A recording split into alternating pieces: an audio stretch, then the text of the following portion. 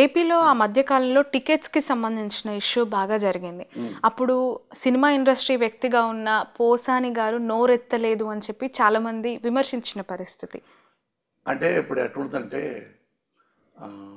దీన్ని ఏమంటారంటే నతభ్రష్టులు అంటారు. నతభ్రష్టులు అన్నవాళ్ళని.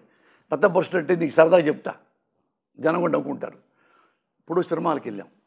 ఒకప్పుడు చూడు జ్యోతిలక్ష్మి ఇక్కడ దాకా లంగా కట్టుకొని డ్యాన్స్ చేసేది ఎవరికి? వ్యాంపు ఆమెగా వ్యాంపు సాంగ్ ఉందంటే జ్యోతిలక్ష్మి గారు చేస్తుంటారు. తర్వాత వాళ్ళ జయమాలిని వచ్చింది. అక్కడ ఏం చేద్దంటే గిర్రం తిరుగుద్ది, డ్యాన్స్ చేస్తా. అప్పుడు ఇక్కడ దాకా ఉన్న లంగా లేదు, ఇట్లా రౌండ్గా వస్తుంది, పెద్దగా వస్తుంది కదా, ఇట్లా రౌండ్గా.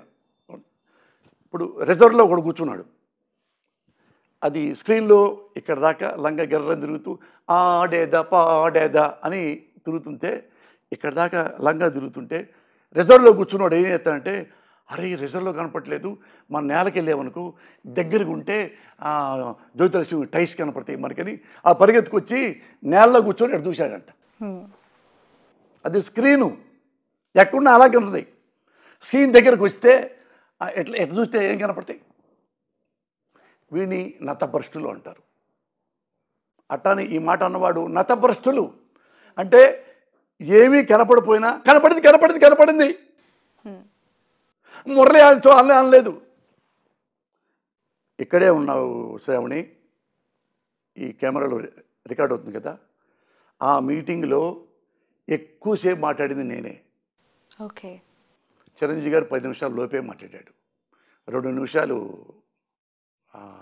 మహేష్ బాబు, 1 నిమిషం ఏమో మాట్లాడలేదు ప్రభాస్, 2 నిమిషాలు 3 నిమిషాలు రాజమౌళి, చివరికి మన నారాయణమూర్తి గారు కూడా 3-4 నిమిషాలు, 2 నిమిషాలు ఆలి, అందరూ మాట్లాడారు. సీఎం గారు మాట్లాడు అని అన్నాను. 13 నిమిషాలు మాట్లాడారు టికెట్ల రేటు గురించి. టికెట్ల రేట్లు పెంచొద్దన్నా, ఇది తప్పుడు విధానం, ఇది హీరోలకే లాభం అవుద్ది, హీరోల ముందన్నా మీరు ఎంక్వైరీ చేసుకోండి, పోయి ఆ క్లిప్పింగ్ చూసుకోండి. అవన్నీ బయటికి రాలా, బాధపడతారని 1 నిమిషం బయట పెట్టారు, 1 నిమిషం పెట్టారు బయటికి. ఇది చిన్న సినిమాలకే ముందు ఇంపార్టెంట్ ఇవ్వాలి, అది ఒకటి క్లిప్పింగ్ పెట్టారు, వచ్చింది టీవీలో. కానీ 13 నిమిషాలు పెట్టాల. ఎందుకంటే జగన్ గారు ఇది సుహృద్భావ వాతావరణంలో జరగాలి, ఈ బయటికి వెళ్ళి ఎవరు పెయిన్ అవ్వకూడదు, ఇక్కడ 4 గోళ్ల మధ్య అనుకున్న మాటలు ఇవే చెప్పా. అన్నా జగన్ అన్న ఇదే మాట ఈ వర్డ్సే పడింది. ఒకప్పుడు ఇందిరాగాంధీ ఉన్నప్పుడు పాకిస్తాన్ యుద్ధం జరిగినప్పుడు బంగ్లాదేశ్ కోసం యుద్ధంలో మనకి బాగా డబ్బులు పోయినాయి, ఆర్థిక వ్యవస్థ చిన్నాభిన్నం అయితే అన్ని వ్యవస్థలకి జీతాలు పెంచమంది, అన్ని వ్యవస్థలకి డబ్బులు పెంచుతామంది. అట్లా సినిమా ఇండస్ట్రీలో కూడా టికెట్ రేట్లు పెంచండి, కొద్దిగా మనకు హెల్ప్ అవుద్ది అంటే అప్పుడు ఆ రోజుల్లో అప్పుడు కొంచెం రేట్లు పెంచారంట. ఆ యుద్ధం వలన ఆర్థిక వ్యవస్థ పోయిందని. మళ్ళీ రేట్లు పెంచడం అనేది ఇప్పుడే ఇంత పెంచడం అనేది ఇప్పుడే నేను వింటున్నానన్నా. అప్పుడంటే రీజన్ ఉంది, యుద్ధం, డబ్బులు లేవు కాబట్టి దేశానికి. ఇక్కడ ఏం క్రైసిస్ ఉండయని వీళ్ళు రేట్లు పెంచుతున్నారు. సీఎం గారు ముందు అడిగా, పేరు నాన్నగారు ఉన్నారు, చిరంజీవి గారిని అడగండి, మహేష్ బాబుని అడగండి, ప్రభాస్ని అడగండి, పోయి రాజమౌళిని అడగండి, నారాయణమూర్తిని అడగండి, ఆలీని అడగండి, కోటాల శివని అడగండి. ఇవన్నీ అన్నారో లేదో. అనపోతే ఇక్కడే మీ టీవీ ముందే నేనే నా చెప్పు తీసుకొని నేను ఆడపిల్ల ముందు అబద్ధం ఆడా అని ఇట్టు కుట్టుకొని క్షమాపణ చెప్తే ఏమన్నా తెలుసా, ఏమండి జగన్ గారితో అన్న, వీళ్ళు 40 కోట్లు 50 కోట్లు 60 కోట్లు తీసుకుంటారు ఒక్కొక్కళ్ళు, దేనికి పెంచాలి? ఇంకా 10 కోట్లు 20 కోట్లు తగ్గించుకొని సినిమా చేసుకోవచ్చుగా. వీళ్ళందరూ చూపిస్తూ ఇంత దగ్గర ఇక్కడే ఉన్నాడు చిరంజీవి నా కళ్ళ ముందు పక్కన 5వ సీట్ అయింది. ఎందుకు పెంచాలి సార్? వాళ్ళు వెల్ సెటిల్డ్, వాళ్ళు ఎవరు సెటిల్ అవ్వలేదు, చిన్నవాళ్ళు జూనియర్ ఆర్టిస్టులు వీళ్ళంతా నాశనం అయిపోయారు, చిన్న నిర్మాతలు నాశనం అయిపోయి, వీళ్ళలో ఎవరు నాశనం అయిపోయారు చూడండి. వీళ్ళందరూ బాగున్నారు, వెల్ సెటిల్డ్, ఎందుకు పెంచాలి? ఇది నాకు చెప్పక్కర్లేదన్నా, మీకు చెప్పానండి. పేరు నాని అన్నాడు అంటారు ఆయన, ఇది ఆయన ఆయన కదా అన్న, మనం మన సమస్య మనం పరిష్కరించుకుందామన్నా అన్నాడు పేరు నాని.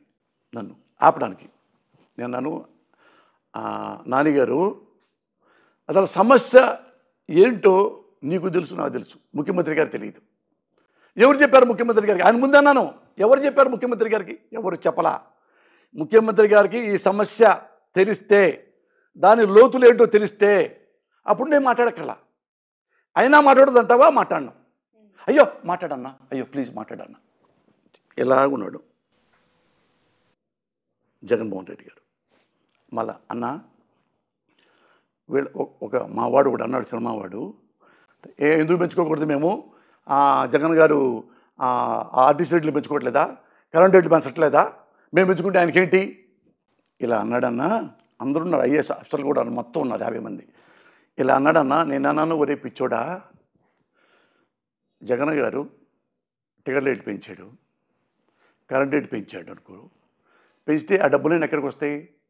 జగన్ గారి జేబులోకి రావు, ఆంధ్రప్రదేశ్ రాష్ట్ర ఖజానాకి వస్తాయి.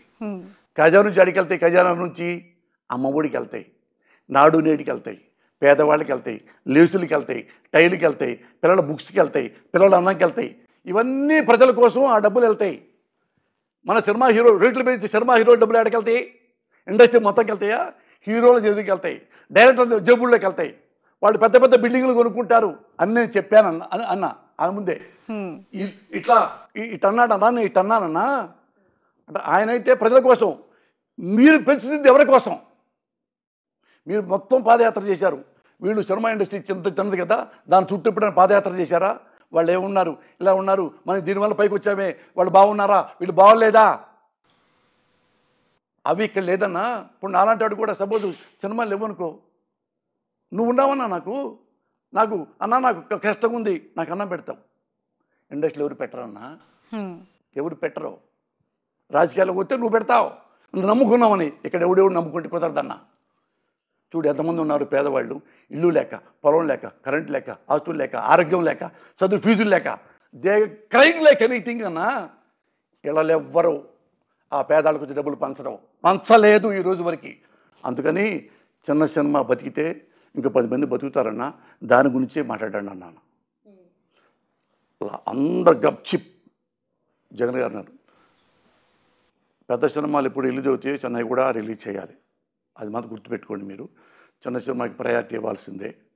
పెద్ద సినిమా వస్తే పెద్ద సినిమాలు ఒకటే కాకుండా వీళ్ళకి కూడా ఉంటే బాగుంటుంది. ఇది ఆలోచించుకొని రండి, మళ్ళీ చెప్తా. వెళ్ళిపోయి ఓకే. ఎవడు ఏ బుద్ధి లేనోడు నేను మాట్లాడలేదండి, నేనే ఎక్కువ మాట్లాడాను.